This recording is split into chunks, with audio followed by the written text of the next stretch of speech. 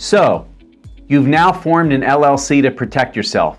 That's a smart move. But what happens if your business fails? Are you really shielded from liability? The answer here might surprise you. I'm Perlman. I'm a consumer bankruptcy attorney. Today, I want to talk about one of the biggest misconceptions I hear from business owners all the time, that forming an LLC somehow protects them from personal liability. An LLC, or limited liability company, is designed to separate your personal assets from your business liabilities. In theory, if the business cannot pay its debts, only the business is responsible, not you. And that's true if everything goes according to plan. But in reality, what we see regularly is a lot of people pierce the shield that's supposed to be protecting them all along the way. Here's how you can lose your LLC protection. So you personally guaranteed a loan. Most lenders, especially banks and credit card companies, won't give a small business credit without what's called a personal guarantee. That means if the business can't pay, they will come after you personally. You commingled funds. If you're using business bank accounts to pay personal bills, or vice versa, courts can say this LLC may not be legitimate. That's called piercing the corporate veil. Or you might be behind on payroll taxes, sales taxes, or what are called trust fund taxes, where you're responsible for those taxes personally.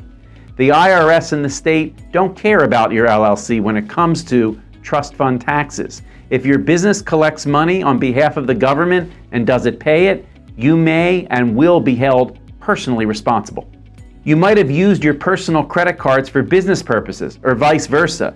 It may seem like no big deal at the time, but those transactions can muddy the waters legally and financially, leaving you personally responsible.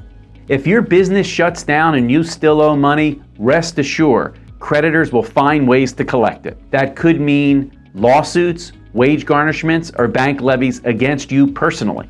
And regrettably, this is when many business owners come to my firm feeling they've been blindsided or misled.